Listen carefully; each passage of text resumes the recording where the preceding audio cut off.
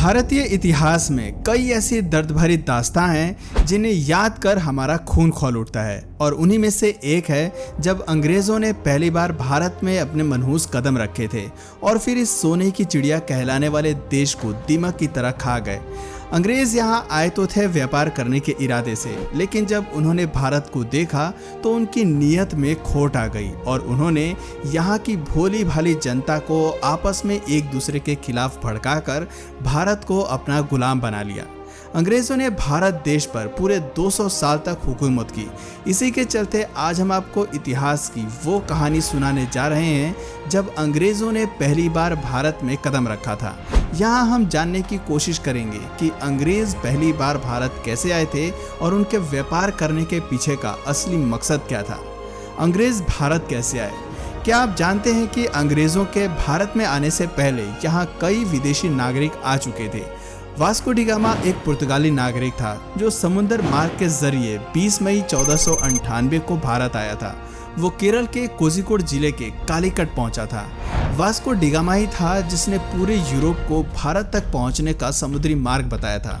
इससे पहले कालीकट और कोचीन सहित दक्षिण पूर्व एशिया के व्यापारिक केंद्र पूरी तरह से अरब व्यापारियों के एकाधिकार में था। दरअसल अरब देश के व्यापारी यूरोपीय देशों को ये नहीं बताना चाहते थे कि वो किस देश से मिर्च मसाले आदि खरीदते हैं, लेकिन यूरोप के व्यापारी भी कुछ कम नहीं थे। उन्होंने भी इन मसालों की तह में जाने की ठान ली थी। उस वक्त कोचीन और कालीकट अपनी व्यापारिक विविधता की वजह से अंतर्राष्ट्रीय व्यापार में महत्वपूर्ण स्थान रखते थे। यहाँ की काली मिर्च और मसालों की यूरोपीय बाजारों में काफी मांग थी, लेकिन भारत से सीधा लिंक न होने की वजह से उन्हें अरब देशों से मसाले खरीदने पड़ते थे। शायद यही मुख्य वजह थी कि सभी यूरोपीय कंपनी भारत और दक्षिण पूर्व एशियाई देशों के साथ व्यापार करने के मार्ग तलाश रही थी और वास्को डी गामा ने समुद्र मार्ग की खोज कर यूरोप की इस बड़ी समस्या को हल कर दिया।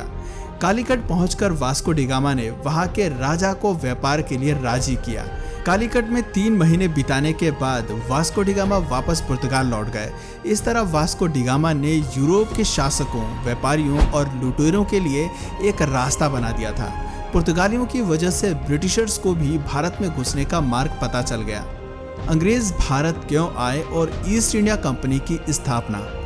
अंग्रेजों ने सबसे पहले भारत के सूरत बंदरगाह पर 24 अगस्त 1608 को कदम रखा था।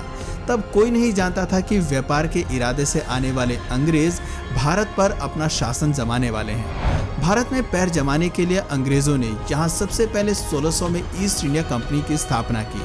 इस कंपनी की स्थापना करने के साथ ही अंग्रेजों ने भारत में अपने पैर फैलाने शुरू कर दिए। अब भारत यूरोपीय देशों के लिए एक प्रमुख व्यापारिक केंद्र बन गया था। धीरे धीरे इनकी नीयत खराब होने लगी और यूरोप के देशों ने भारतीय मसालों के व्यापार पर एकाधिकार जमाने का मन बना लिया। शुरुआत में ईस्ट इंडिया कंपनी को ब्रिटिश जॉइंट स्टॉक कंपनी के नाम से जाना जाता था। दक्षिण और दक्षिण पूर्व एशियाई राष्ट्रों के साथ व्यापार करने के लिए 1600 ईस्वी में जॉन वर्ट्स और जॉर्ज वाइट ने ब्रिटिश जॉइंट स्टॉक कंपनी का गठन किया था। बताते हैं कि शुरुआत में इस जॉइंट स्टॉक कंपनी के मुख्य रूप से शेयरधारक ब्रिटिश व्यापारी और अभिजात वर्ग के लोग थे और ईस्ट इंडिया कंपनी का ब्रिटिश सरकार के साथ कोई सीधा संबंध नहीं था। भले ही अंग्रेजों ने 24 अगस्त 1608 को व्यापार के उद्देश्य से भारत के सूरत बंदरगाह पर आगमन किया था, लेकिन 7 साल के बाद सर थॉमस रॉ, जो कि जेम्स प्रथम के राजदूत थे, उनकी अगुवाई में अंग्रेजों को सूरत में कारखाना स्थापित करने के लिए शाही फरमान मिला था। इसके बाद ईस्ट इंडिया कंपनी को विजयनगर साम्राज्य से इसी तरह का एक और शाही फरमान मिला। ये फरमान मद्रास में अपना दूसरा कारखाना स्थापित करने के उद्देश्य से जारी किया गया था।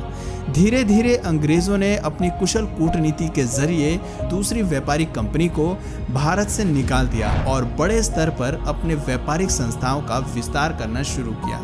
ब्रिटिशर्स ने भारत के पूर्वी और पश्चिमी तटीय क्षेत्रों में कई व्यापारिक केंद्र स्थापित किए। उन्होंने कलकत्ता, बॉम्बे और मद्रास के आसपास ब्रिटिश कल्चर को भी विकसित करना शुरू किया। अंग्रेज मुख्य रूप से रेशम, नील, कपास, चाय और अफीम का व्यापार करते थे। ब्रिटिश कंपनी ने भारतीय सत्ता पर एकाधिकार कैसे किया?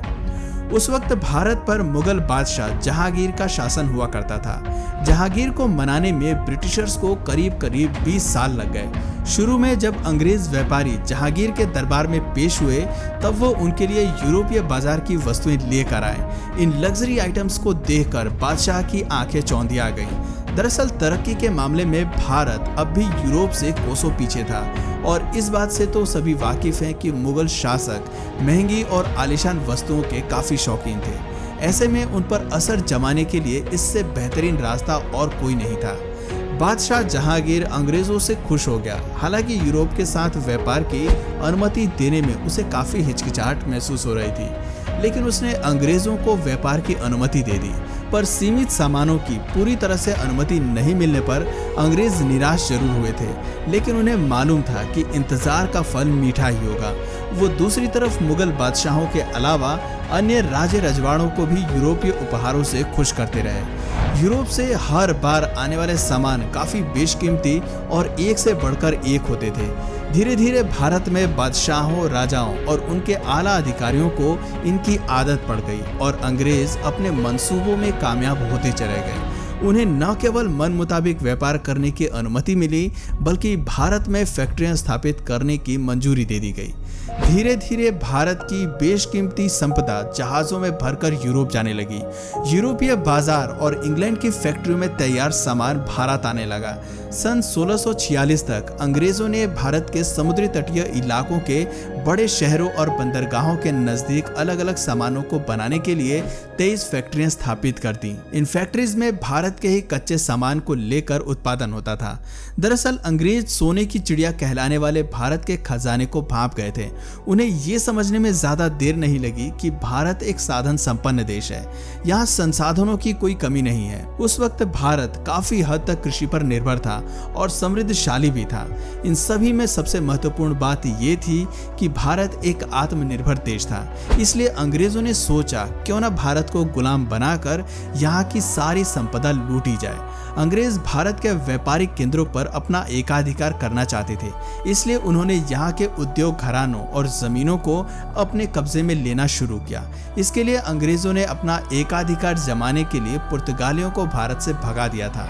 व्यापार के दौरान अंग्रेजों को ये जानने में ज्यादा समय नहीं लगा कि यहाँ के लोगों में आपसी मतभेद काफी अधिक है। उन्होंने देखा कि भारत सामाजिक, राजनीतिक और आर्थिक रूप से बिल्कुल अस्त व्यस्त है। इसी बात का फायदा उठाकर अंग्रेजों ने भारत पर शासन करने का पूरा मन बना लिया। 1750 के दशक तक ईस्ट इंडिया कंपनी ने भारतीय राजनीति में हस्तक्षेप करना शुरू कर दिया था। 1757 में पलासी की लड़ाई में रॉबर्ट क्लाइव के नेतृत्व में ईस्ट इंडिया कंपनी बंगाल के नवाब सिराजुद्दौला को पराजित करने में सफल रही। इस लड़ाई के बाद अंग्रेजों ने भारत को गुलामी की बेड़ियां पहना दी और यहाँ पूरे 200 साल तक शासन किया। अंग्रेजों ने भारत से कितनी रकम लूटी? अंग्रेजों ने फूट डालो और राज करो की नीति को फॉलो करते हुए भारत पर अपना साम्राज्य स्थापित किया। एक रिपोर्ट की माने तो अंग्रेजों ने भारत से करीब 45 ट्रिलियन डॉलर यानी कि 31929750000000000.50 रुपए लूटे। देश की जानी मानी अर्थशास्त्री उत्सा पटनायक का कहना है कि उन्होंने 3 पदम 19 नील 29 खरब 75 अरब रुपए की मोटी रकम भारत से लूटी थी। यही मुख्य वजह है कि आज भी हमारा देश खराब अर्थव्यवस्था से जूझ रहा है। उत्सा पटनायक के इस आर्टिकल को कोलंबिया यूनिवर्सिटी प्रेस ने प्रकाशित किया था, जिसमें उन्होंने बताया कि साल 1900 से 1902 के बीच भारत की प्रति व्यक्ति आय 196.1 रुपए थी, जबकि साल 1945 से 46 में ये 201.9 रुपए पहुंच गई। दोस्तों, इस तरह अंग्रेजों ने भारत देश की नींव को पूरी तरह खोखला कर दिया और खुद ब्रिटिशर्स आज ग्रेट ब्रिटेन बने बैठे हैं। दोस्तों, इसमें सबसे बड़ी गलती किसकी थी, हमें नीचे कमेंट करके जरूर बताइए। और अगर इस वीडियो से आपको कुछ नया जानने या सीखने को मिला या फिर इंटरेस्टिंग लगा तो प्लीज इस वीडियो को एक लाइक करके अपने फ्रेंड्स और फैमिली में से जरूर शेयर करें। और यदि आप इस चैनल पर नए हैं तो प्लीज इस चैनल को सब्सक्राइब करके बेल नोटिफिकेशन आइकन को ऑन कर लीजिए, ताकि हमारे आने वाले वीडियोस आप मिस ना करें। मिलते हैं फिर किसी वीडियो में नए टॉपिक के साथ, तब तक के लिए नमस्कार।